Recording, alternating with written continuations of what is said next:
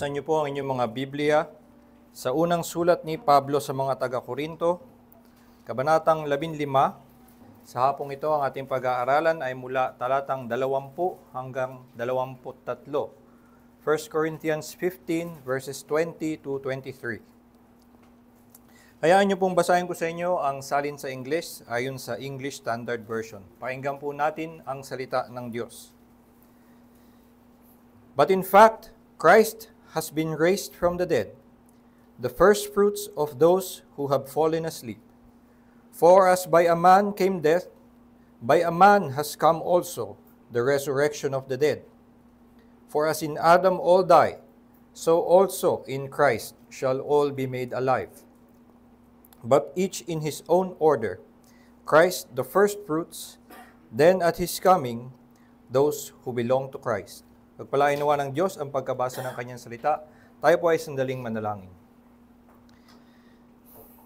Ama naming Diyos, sa oras na ito kami ay naghahangad na mula sa inyong salita kami ay maliwanagan sa iyong katotohanan, kung ano ang inyong kalooban para sa amin, at makatanggap kami ng pagpapalakas sa aming pananampalataya sa inyong biyaya. Tinalaman nga namin, Panginoon, na sa aming kahinaan, kasalanan, ay hindi namin abot na maunawaan maging ang mga pinaka-simpleng katotohanan mula sa inyong salita. Kaya't nga dinadalangin namin na ang inyong banal na Espiritu ang sumama sa amin sa mga oras na ito at nawa ikaw ang magbukas ng aming mga puso't isipan ng aming pananampalataya upang makita nga namin ang liwanag ng inyong biyaya sa Ebanghelyo. Ito po ang aming dalangin sa pangalan ni Jesus. Amen.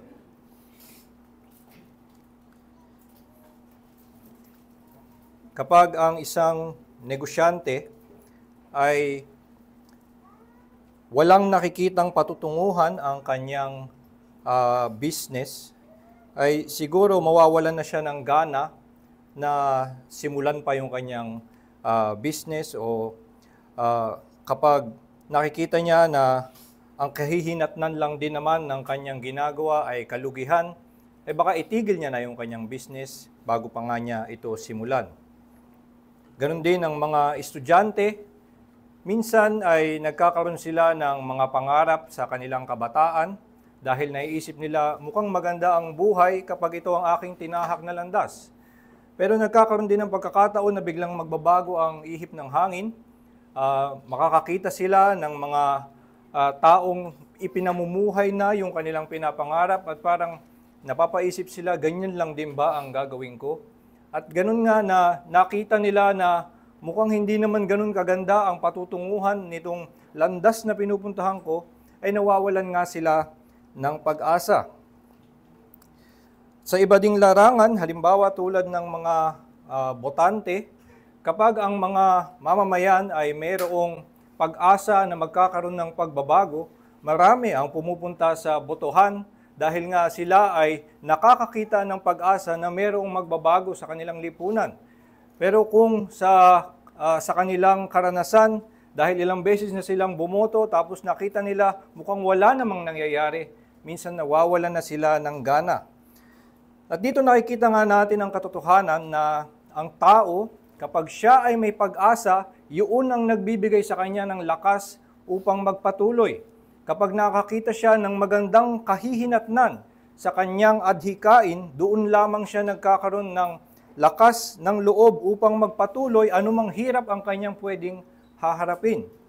Pero kung ang nakikita niya ay mukhang wala naman palang patutunguhan ang kanyang ginagawa at hindi nawawalan na siya ng pananampalataya, nawawalan na siya ng kumpiyansa na sa pagpapatuloy niya sa landas na kanyang nilalakaran ay meron siyang magandang kahihinatnan kapag ang kanyang kinabukasan ay nadidiliman siya, sa ganito nga ay nawawalan siya ng pag-asa. Naalala ko, meron akong napanood na isang lumang Korean drama noong bandang 2012 pa. Ang kwento nun ay merong isang prime minister noong panahon ng 1600 sa Korea, at doon ay nasa gitna siya ng isang napakainit na napakainit na political conflict. So isa siyang minister in the government at talagang napaka-passionate niya sa kanyang ginagawa kasi gusto niyang lutasin ang mga nangyayaring political problems doon sa kingdom. Pero sa kung anong hindi niya mapaliwanag na kadahilanan, bigla siyang nakapag-time travel 300 years into the future. Tapos sa isang banda, nung nakita niya sa kasaysayan, ay nakita niya, uy, magtatagumpay ako. Sa isang banda, nakita niya, uy, mukhang maganda pala yung ginagawa ko. So ginanahan siya, gusto niya sana makabalik. Babalik ako kasi magtatagumpay pala ako sa aking political conflict.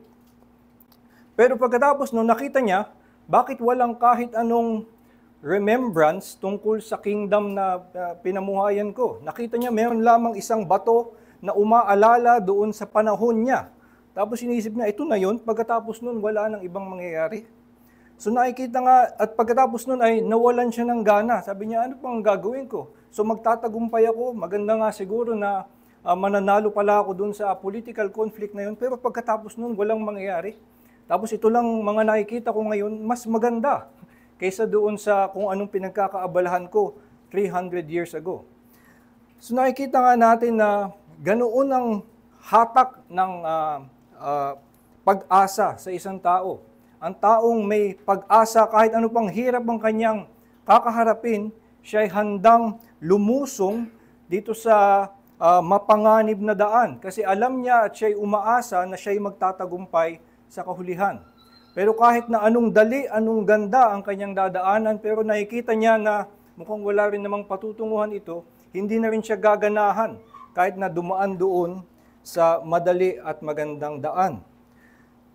Dito sa sulat ni Pablo sa mga taga-Korinto at sa kapitulong ito na ating pinag-aaralan, ay nabalitaan nga ni Pablo na sabi sa verse 12, merong ilan sa kanila na nagsasabing o nagkakaroon na ng pagdududa kung sila din ba ay babangon mula sa mga patay.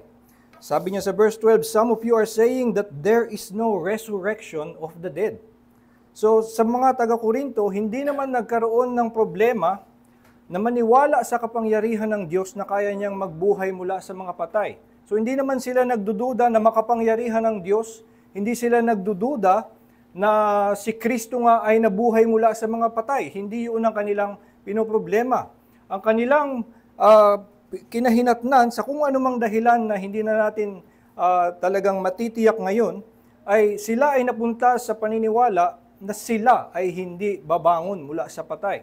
Walang pagbangon mula sa patay para sa mga hindi mananampalataya. At para kay Pablo, ito ay para bang pagsuko sa kanilang pag-asa. Ito ang inaasahan ng mga mananampalataya na sila'y babangon muli at makikisama doon sa maluwalhating pamumuno ni Kristo sa kanyang pagbalik. Sila'y magiging kasama ni Kristo sa kanilang sa pagbalik ni Kristo, sila'y babangon muli at will reign with Him. Pero ito ngang mga taga-Korinto para kay Pablo ay sumusuko na sa kanilang inaasahan, pinapakawalan nila kung ano ang kanilang kahihinatnan at parang napakadilim na ng kanilang pananaw kung saan sila mapupunta. At ito ay hindi pumapayag si Pablo, hindi pinapayagan ni Pablo na maging ganito nga ang kanilang pananaw sa buhay Kristiyano. Kaya't sabi niya sa verse 19 na napag-aralan natin nung nakaraan, sabi niya, if in Christ we have hope in this life only, we are of all people most to be pitied. Huwag niyong paliitin ang ating inaasahan, hindi nakalimita. Dito lang sa buhay na ito ang matatanggap natin mula kay Kristo. Ang yaman ng kaluwalhatian na ibibigay sa atin ni Kristo ay lalampas sa buhay na ito at magtatagal nga ng walang hanggan. Huwag niyong isipin na hanggang dito lang sa buhay na ito ang biyaya na matatanggap natin mula kay Kristo. Itong mga taga-Korinto nga ay kinaya na sumampalataya na si Kristo ay bumangon mula sa mga patay, pero hindi nila kinakaya na maniwala pa, nagkakaroon na sila ng pagdududa na sila rin ay kasama doon sa pagbangon mula sa mga patay. So nakikita natin sila ay nawawalan ng katiyakan na itong maluwalhating kinabukasan ni Kristo ay maibabahagi sa kanila. Hindi nila naiisip o hindi na sila naniniwala at nagkakaroon sila ng pagdududa na sila'y kabahagi doon sa maluwalhating pagbalik ni Kristo. At hindi nga hinahayaan ni Pablo na magkaroon sila ng pagbawas sa kanilang pag-asa at pinaglalaban ni Pablo at pinagdidiinan sa kanila na nawa nga sila ay magkaroon ng matibay na pag-asa. At ito rin ang mensahe ko ngayon na gusto kong dalhin, itong mensahe ni Pablo na kanyang ay pinaglalaban sa mga taga-Korinto. Ito rin ang mensahe na nawa makuha natin at ating paghugutan ng ating lakas ng pag-asa. Ang lahat ng mga mananampalataya ay maaaring magkaroon ng buong katiyakan na sila ay makikibahagi sa kalwalhatian ni Kristo. Believers can be fully assured that they will share in the glory of Christ. Ang lahat ng mga mananampalataya ay maaaring magkaroon ng buong katiyakan na sila ay kabahagi sa kalwalhatian ni Kristo. Ito ang pinupunto ni Pablo noon sa naunang talata na ating pinag-aralan last week. Sa verse 12 to 19, sinasabi nga ni Pablo, kung iniisip nyo na wala ng pagbangon mula sa mga patay, mula ng muling pagkabuhay mula sa mga matay para sa inyo, para nyo ding sinasabi na si Kristo ay hindi bumangon mula sa patay.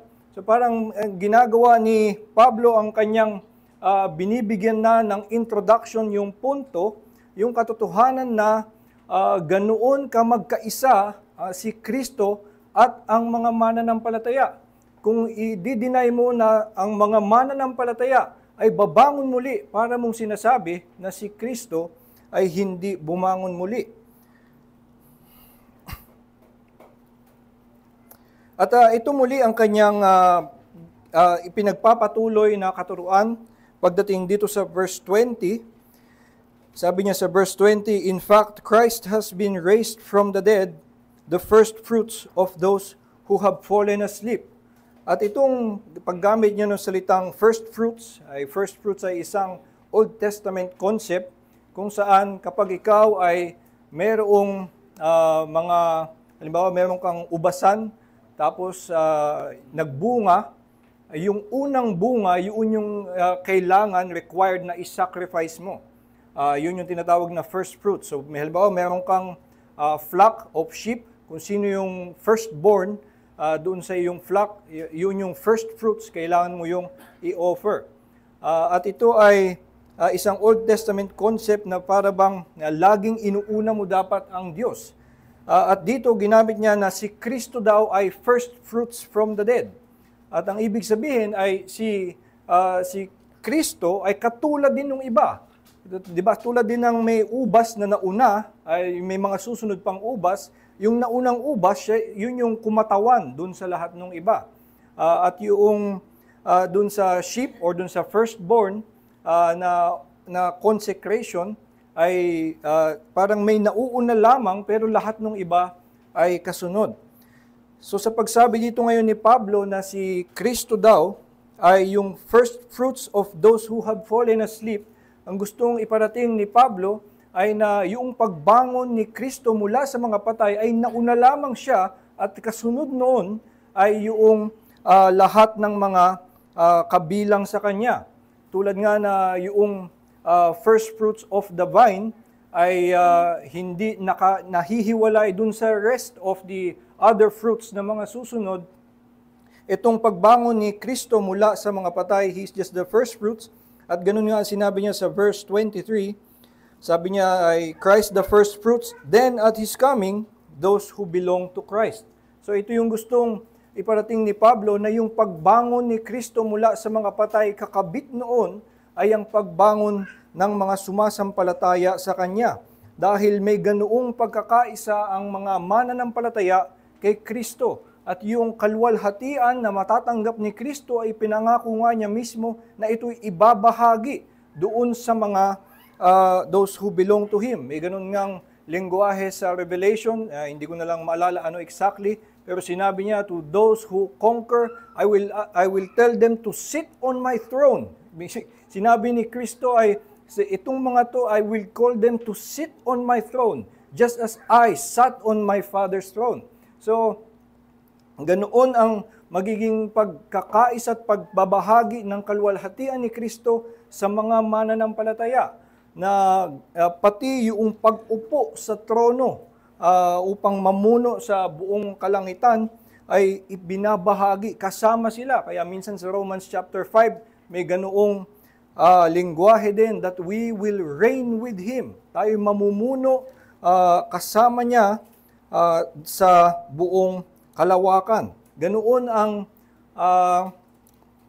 pagkakaisa ni Kristo sa lahat ng kanyang mga hinirang.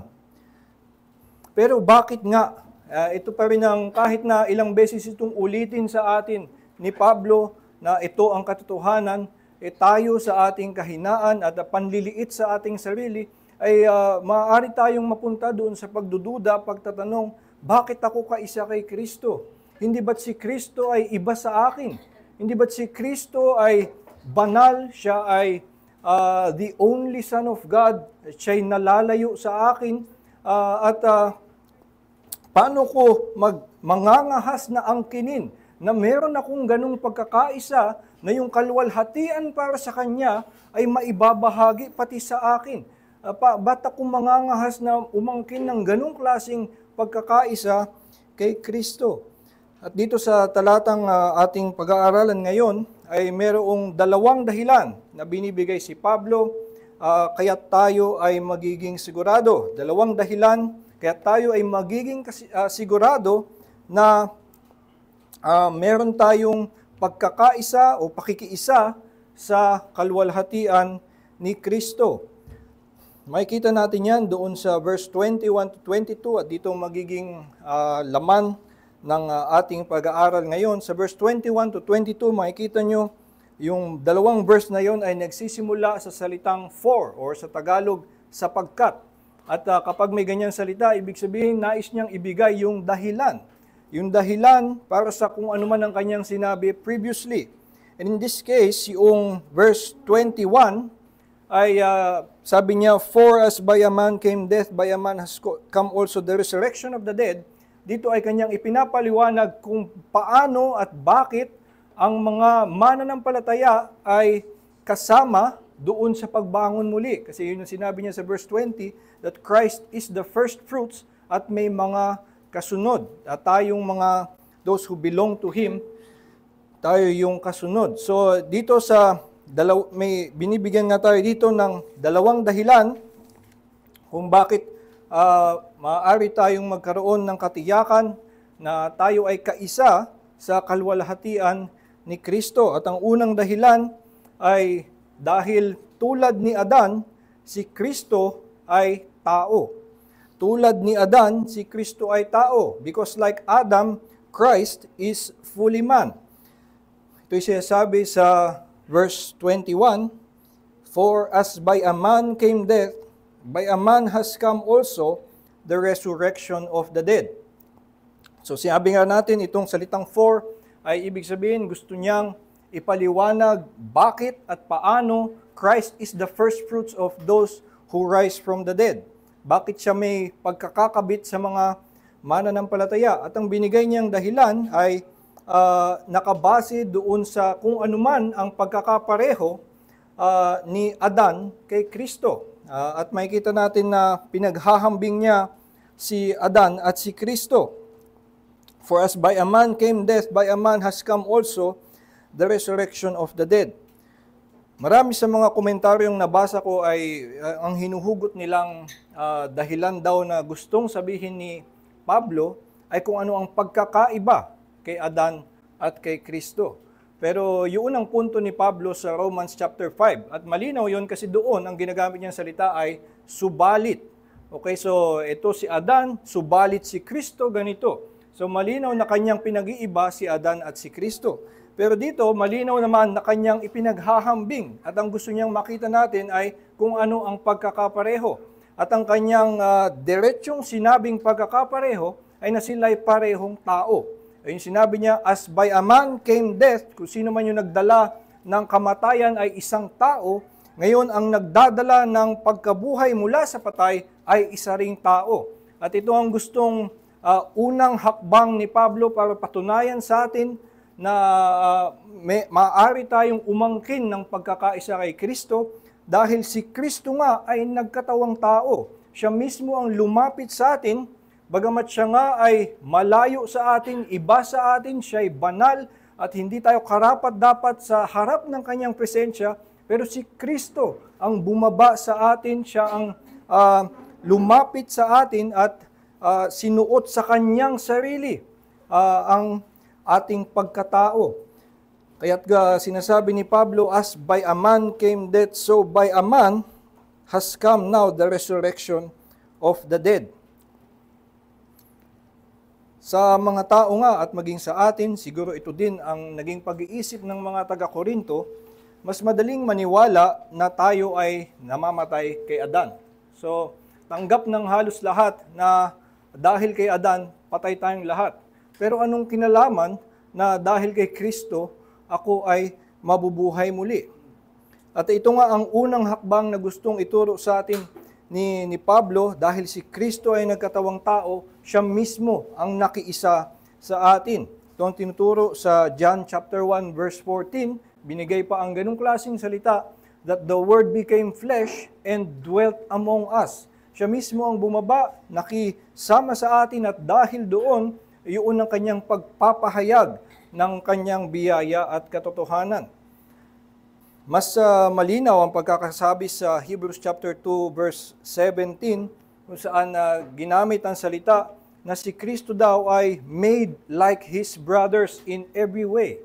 So siya ay ginawa talagang kapareho ng kanyang mga kapatid at doon ang tinutukoy na kanyang mga kapatid ay tayo.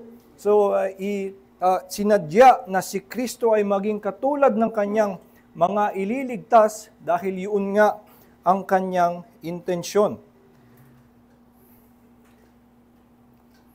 Hindi ko alam kung nakarinig na kayo ng ilang mga pagdadahilan ng mga scientifico o pilosopo, pero may mga nagsasabi na isang dahilan ba't di nila matanggap ang Kristyanismo ay dahil daw bakit sa tingin nila ay napakahalaga ng tao. Hindi ba't nalaman na ng siyensya na napakalaki ng buong universe at ang Earth ay napakaliit lamang sa solar system pa lamang. Ito ay isang katiting pa lamang, isang tuldok lamang ito sa solar system. Lalo na nakita na napakalawak ng buong universe, maraming ibang systems, ibang galaxy, at paano natin naggagawang angkinin at isipin na tayo ang mahalaga, na tayo ang na ganun tayo kahalaga in this whole creation. At yung iba nag-iisip pa na paano ka nakakasiguro na walang greater, more intelligent beings in that wide universe. Doon sa paano ka nakakatiyak na ikaw nga nandiyan ka lang sa isang maliit na planeta na yan, paano ka makatitiyak na doon sa lahat ng ibang galaxy, ibang solar systems ay walang ibang intelligent being. Dati ko pa sinasabi, sa totoo lang ako din ay hindi tiyak na tayo lang ang beings. Baka may alien. No? Baka nga merong ibang mga intelligent living beings na more advanced civilization sa kung anuman ibang solar system at planeta. Pero ang tiyak ako ay si Kristo ay hindi nagkatawang alien. Si Kristo ay hindi sinuot ang wangis ng kahit anong ibang intelligent being, at si Kristo mismo ang pumili at nang nagtaas sa sangkatauhan. Kaya nga yung meditation sa Psalm 8 na kanyang kinikilala, kapag tumitingin ako sa buong sangnilikha, ito ang bundok, ang kalangitan, ano ba ang tao? Pero nakita nga natin na si Kristo mismo ay nagkatawang tao. At doon pa lamang ay nakikita na natin na ang Diyos mismo ang nagtataas sa tao. Ang Diyos ang pumili na itong tao ang kanyang ililigtas. Hindi ko maalala kung sinong theologian yon. I think si Saint Francis, yung nag-comment on John 1:14, na sinasabi, ito daw, yung palamang truth of incarnation ay isa na dapat magandang patutuo sa atin ng pag-ibig ng Diyos. At kanyang sinabi, kathang isip niya na para bang kakastiguhin siya ng isang anghel at sasabihin sa kanya, why are you not moved by this truth? If God said that He became an angel for me, I would fall on my face. Kung ang mga anghel, kung ang Diyos ay nagkatawang anghel para sa mga anghel, sila mismo ay mamamangha dahil ganun kalayo ang Diyos sa lahat ng kanyang nilikha. Pero ito nga, tayo ay lower than the angels. Ito ay declared in the scripture na tayo nga talaga ay lower than the angels. Pero ang Diyos at si Kristo ay siya mismong nagkatawang tao. Ang tao ang kanyang pinili na especially to glorify, and ang pinaka-kamangha-mangha pa ay si Kristo ay bumangon muli mula sa kanyang pagkamatay at dala-dala pa rin ang kanyang pagkatao. Siya pa rin ay isang tao at sa ating ngang pagpapahayag ng pananampalataya ay na si Kristo hanggang ngayon ay tao. Siya sa langit ay tao. Alam natin na siya ay bumangon mula sa patay with the same body.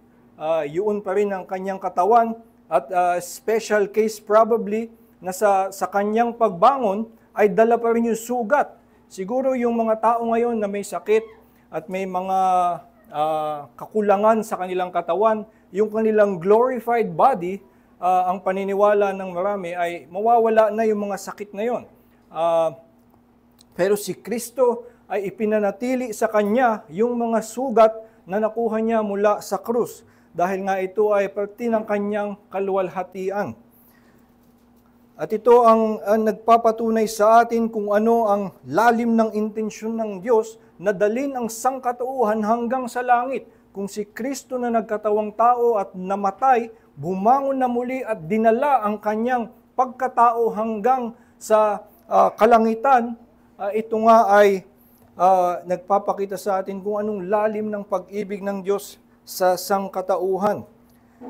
Sa 1 Timothy chapter 2 verse 5 ay sinasabi ni Pablo na we have one mediator, the man, Jesus Christ. At ito ay ini-emphasize ni Pablo na si Kristo na ating tagapamagitan habang siya ay nasa langit. Siya ang ating nag-iisang tagapamagitan at in-emphasize ni Pablo na siya'y tao habang siya'y namamagitan para sa atin. Ginamit din sa Hebrews 2 yung lengguwahe na siya ay there to represent his brothers sa kalangitan. At ito ay nagpapakita nga sa atin kung paanong itong layunin ng Diyos at sinabi rin ito sa 1 John chapter 1 verse 3 na ito ang layunin ng Diyos na kabuuan ng ating kaligayahan to have that fellowship with Him and with the Father.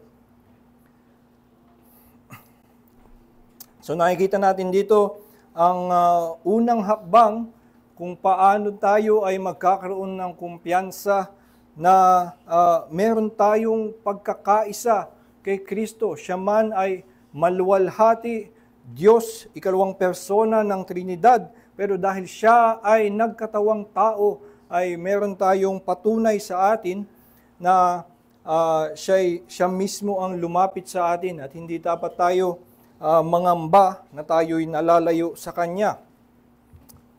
Gayunpaman, kung ito lamang ang ating tinatanggap, ito lamang ang ating malaman, baka kahinatnan ay magkaroon pa din tayo ng pagdududa.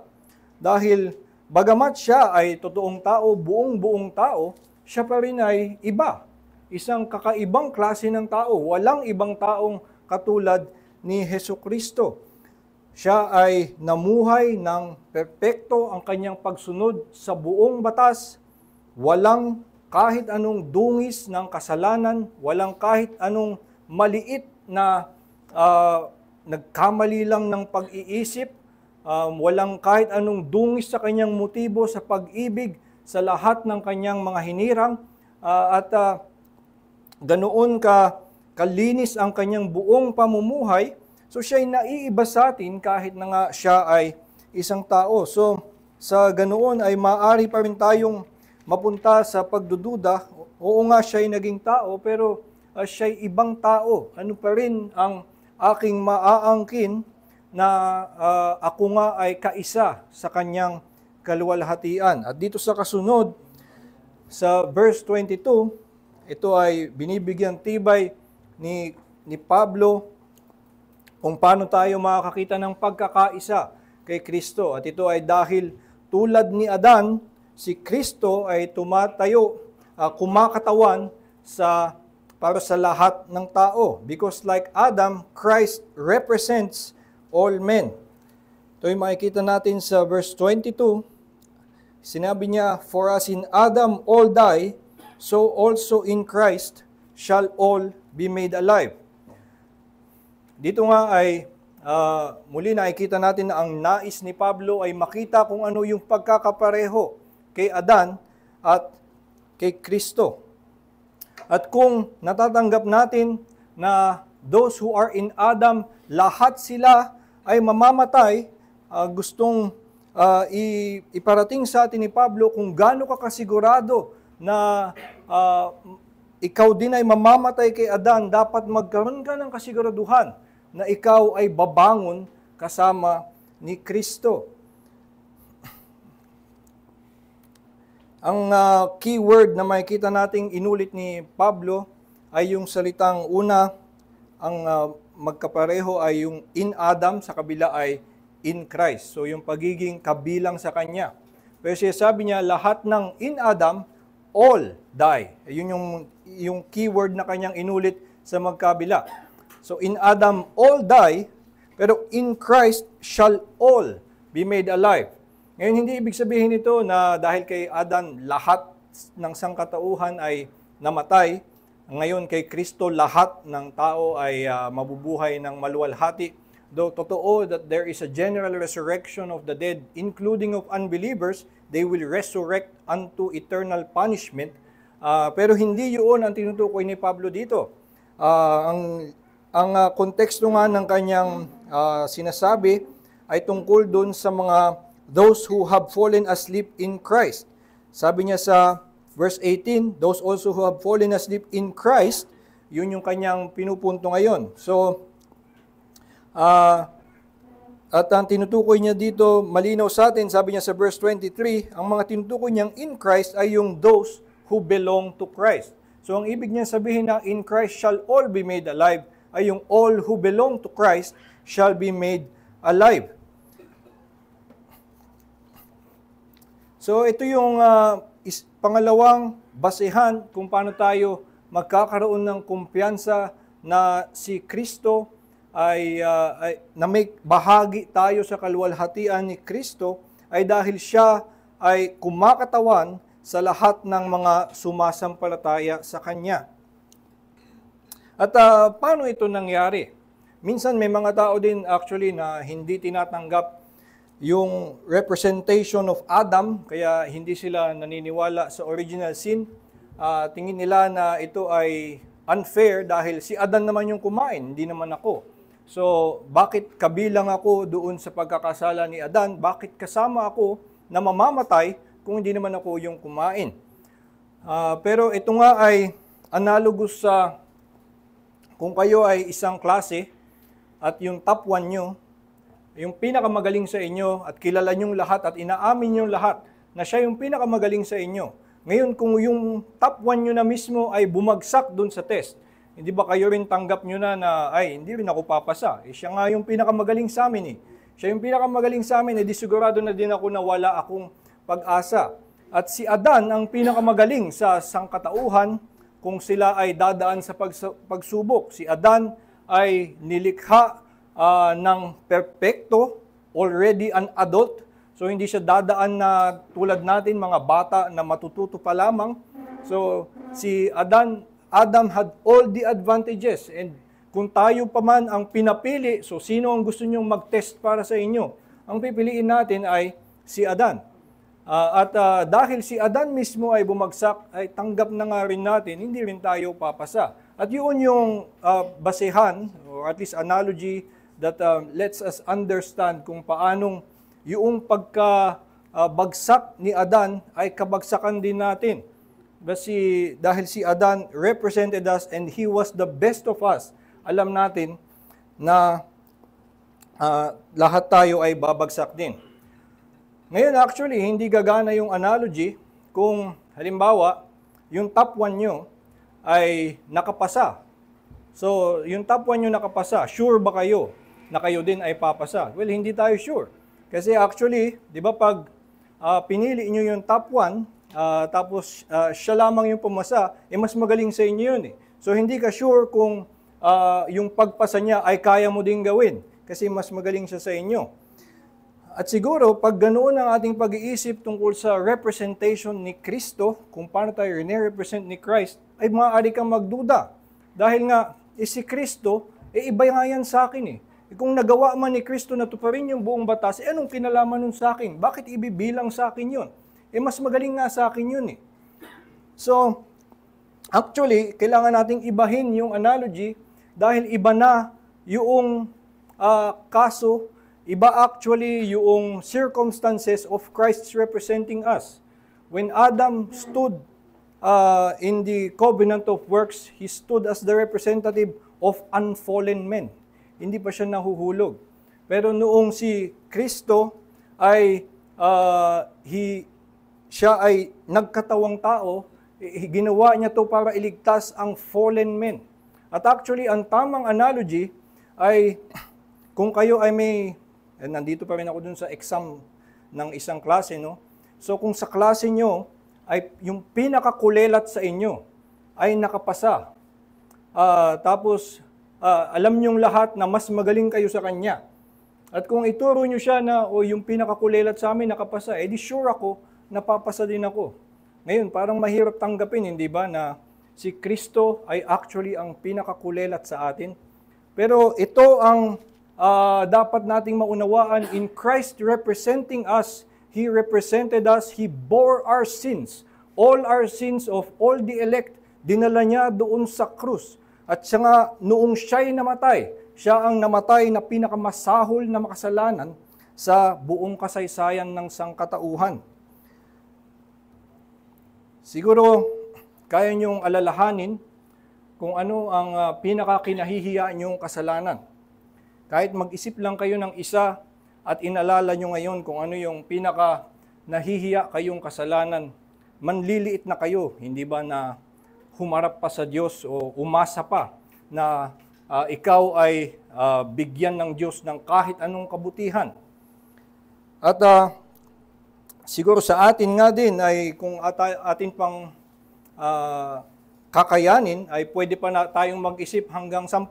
10 nakakahiyang kasalanan ay kaya nating isipin at alalahanin at may isip natin talagang hindi nga ako karapat-dapat na makatanggap ng kahit anong kabutihan mula sa Diyos. Well, isipin natin na hindi lang yung top 10 na kasalanan ang dinala ni Kristo sa Kanya nung siya'y namatay sa krus. Dinala niya ang lahat ng iyong kinahihiyang kasalanan, lahat ng kasalanan na gagawin mo pa lamang, at lahat ng kasalanan na hindi mo man lang nalaman na ikaw ay nagkasala, na hindi mo alam na ito'y pagkakamali mo. Dinala niya ito sa kanyang kamatayan. At hindi lang sa iyo, kundi sa lahat ng kanyang mga hinirang. Nung siya'y namatay sa krus, siya'y tumatayo doon na nagbabayad para sa kasalanan ni David. Na siya'y tumatayo doon bilang mangangalunya. Siya'y tumatayo doon bilang mamamatay tao. Siya'y tumayo doon para sa kasalanan ni Pedro na idininay ang pagkapanginoon ni Kristo ng 3 beses. Siya ay tumatayo doon para sa kasalanan ni Pablo na naging persecutor of the church at nandun siya sa cross na siya nga ang dala niya ang buong kasalanan ng lahat ng kanyang mga hinirang. Sabi sa 1 Peter chapter 2 verse 24. He himself bore our sins in his body on the tree, that we might die to sin and live to righteousness. So ito ang kaya natin sinasabi na yung kanyang representation, actually, he was representing us as the worst of all sinners. At kung yung pinakakulelat sa atin, the worst of all sinners, the one who was bearing all the sins of all the elect, kung dala-dala niya ang lahat ng kasalanan ng mga tao at yun ang dahilan ng kanyang kamatayan, hindi ba't patunay nga sa atin ng kanyang pagkabuhay na muli, na ito ay maibabahagi sa atin? Kung yung taong daladala ang kasalanan ng lahat ng kanyang mga hinirang, hindi ba't makakatiyak ka na ikaw, yung kasalanan mo kabilang sa mga binayaran nun, ay ikaw nga din ay kasama sa babangon na at maluluwalhati kasama niya. Itong pagkabangon nga ni Kristo mula sa mga patay ay isang pagtatagumpay laban sa ating mga kasalanan. So Christ rose from the depths of hell para sa atin. Nanggaling siya sa ilalim ng buong puot ng Diyos para sa lahat ng iyong mga kasalanan. At kung siya'y bumangon mula doon, ikaw din nga mismo ay makatitiyak na ikaw ay babangon din pagkatapos ng iyong kamatayan kung ikaw ay na kay Kristo at ang iyong mga kasalanan ay tinubos ni Kristo. Dapat meron kang matibay na katiyakan na ikaw nga din ay kabahagi sa kanyang kaluwalhatian. At ito ang dahilan kung bakit tayo makatitiyak na tayo ay kaisa doon sa kaluwalhatian na gantimpala kay Kristo. Maliban pa sa napakaraming beses na si Kristo mismo ang nangangako. Sinabi niya yan sa John 17 na ito ang kanyang panalangin para sa lahat ng mga sasampalataya na makita ang kanyang kaluwalhatian. Sa maraming beses na sinasabi ni Pablo sa 1 Thessalonians 4 na makikita natin siya and we will be with Him. At sabi ni John sa 1 John chapter 3, that we will be like Him because we will see Him face to face. Magiging tayong katulad niya. At yun yung pagsimula ng ating eternal fellowship with Him. At ito ang ating napakaluwalhating hinaharap na maaasahan at dapat nating magkaroon tayo ng kumpiyansa na napakaluwalhati ng ating hinaharap kay Kristo. Kaya tayo tiyak na maluwalhati ang ating hinaharap dahil si Kristo ay tumayo at kumatawan sa lahat ng mga sasampalataya sa Kanya at Kanyang lubos na binayaran ang lahat ng ating kasalanan. Si Pablo, alam natin, ay maraming pinagdaanang hirap sa kanyang pagmiministeryo. At makikita actually natin, sinasabi niya mismo, na ang kanyang lakas ng loob at ang kanyang pagpupursige na manatili sa kanyang ministeryo ay dahil hindi natitinag ang kanyang pag-asa. Sinabi niya sa 2 Corinthians 4, verse 16 to 17, "We do not lose heart. Though our outer self is wasting away, our inner self is being renewed day by day. For this light, momentary affliction is preparing for us an eternal weight of glory beyond all comparison." Makikita natin na ang nagpapalakas kay Pablo, kaya't hindi daw siya nawawalan ng loob, why he does not lose heart, ay dahil nakikita niya yung eternal weight of glory na hindi man lang maihambing itong light and momentary afflictions.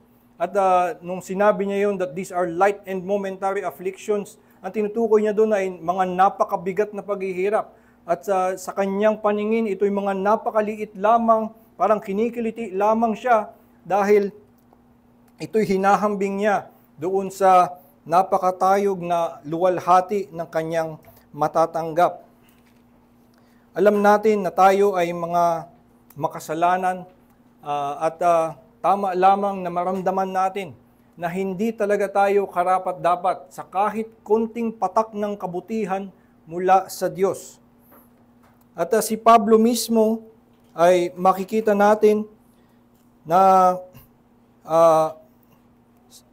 sa kanyang sarili ay nakita natin na siya ay nandidiri dahil sa kanyang kasalanan. Sa Romans chapter 7 verse 24, ayun nga yung salita niya, "Wretched man that I am." At tayong mga mananampalataya ay may ganito rin at tama lang na magkaroon ng ganitong pagtingin sa ating mga sarili, na tayo ay wretched men, mga kaawa-awa, ganun tayo ka-miserable. Pero hindi tumitigil si Pablo doon sa kanyang kawalan ng pag-asa. Minsan kasi dahil tayong mga Kristiyano, gusto natin i-emphasize yung grace or yung ating sinfulness, ay parang lagi nating sinasabi yun na hindi ko deserve yan. Kahit na ako'y makatikim lamang ng isawsaw mo lang yung daliri mo sa aking bibig. Yun ay sinabi ng isang taong nasa impyerno. Huwag tayong ganoong magsalita, no, na para bang makontento tayo sa isang maliit na bagay, na maliit lamang na kabutihan ng Diyos. Totoo sa isang banda na kahit kuunti, hindi nga tayo karapat-dapat, pero hindi kasi nakabase sa atin ang ating pag-asa. Kaya si Pablo mismo, pagkatas niya sabihin yung wretched man that I am, hindi siya tumigil. Sabi niya, "Who will deliver me from this body of death?" At nakita niya agad ang sagot, "Thanks be to God through Jesus Christ our Lord." So ito kasi ang pinagbabasihan ng ating kumpiyansa at katiyakan na maluwalhati ang ating kinabukasan. Dahil si Kristo ang namatay at nabuhay para sa atin. At yung kanyang pagkabuhay na muli ay patunay sa atin na yun ngang ating mga kasalanan ay bayad na.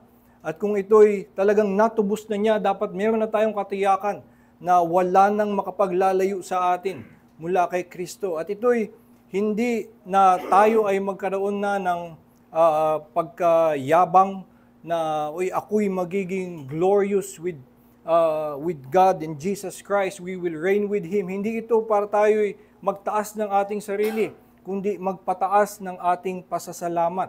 At dahil nga nakikita natin sa isang banda, hindi tayo karapat-dapat. Pero atin ding nakikita na sa yaman ng biyaya ng Diyos, tayo na mga kaawa-awang miserabling mga kasalanan ay ibinuhos niya ang ganitong kaluwalhatian. At tayo ngayon makikibahagi sa pamumuno ni Kristo.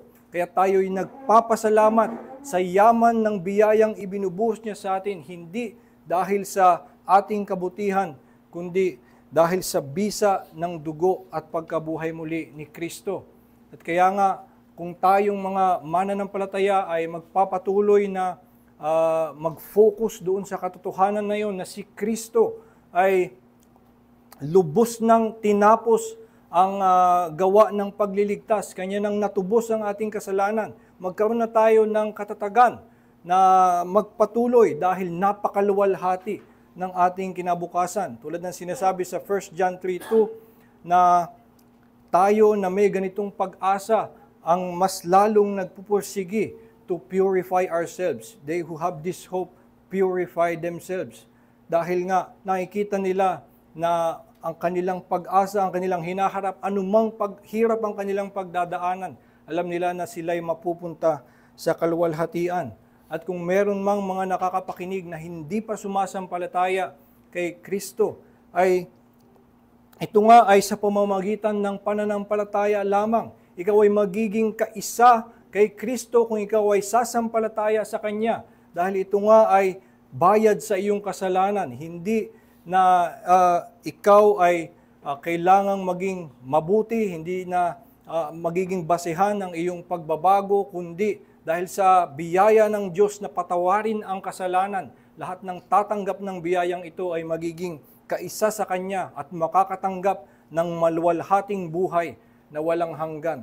Kaya nga nawa tayong lahat ay mabigyan ng paglakas ng ating pananampalataya. Ito ang yaman ng biyaya ng Diyos sa atin. Maging ang pinakamasahol na makasalanan ay bibigyan niya ng napakaluwalhating kinabukasan sa pamamagitan ni Kristo. Kaya tayong lahat ay lumapit sa Kanya with confidence at nawa tumaas ang ating pasasalamat para sa Kanya. Tayo po ay manalangin. Ama naming Diyos, kami nagpapasalamat sa inyong salita na nagpapaalala sa amin na kung ano nga ang taas ng yaman ng iyong biyaya, na bagamat kami nga ay alam naming hindi karapat-dapat sa kahit kaunting kabutihan mula sa iyo. Ganoon ang yaman ng iyong awa at biyaya na sa pamamagitan ni Kristo ay ginagawa mo kaming kaisa sa napakaluwalhating kinabukasan na buhay na walang hanggan. At makakapiling namin kayo, magkakaroon kami ng pakikipisan sa inyo isang henerasyon, mga siglo-siglo na kami ay lalong makakaaninag ng lalim ng inyong pag-ibig. Tulungan mo nga kami, Panginoon, na laging magkaroon ng pag-asang ito na walang makapag-alis sa amin ng kumpiyansa namin sa pag-asang ito, nang sa gayon kami ay laging may sigla na anuman ang aming mga hirap na kahaharapin ay hindi kami aalis sa aming pananampalataya, hindi kami bibitiw sa pagsunod sa iyo, sapagkat nalalaman namin na maluwalhati ang aming kinabukasan sa pamamagitan ni Hesukristo. Dalangin nga namin na sa lahat pa ng natitirang oras sa araw na ito ay patuloy nyo kaming kausapin sa pamamagitan ng inyong salita at mas lalo nyong ibaon sa aming puso ang katotohanan ng inyong ebanghelyo na sa biyaya ni Kristo may tiyak na kapatawaran at kaligtasan mula sa kasalanan. Nang sa gayon kami ay lalakad sa lahat ng mga darating na araw nang may pasasalamat lamang sa iyong pangalan. Ito po aming dalangin sa pangalan ni Jesus. Amen.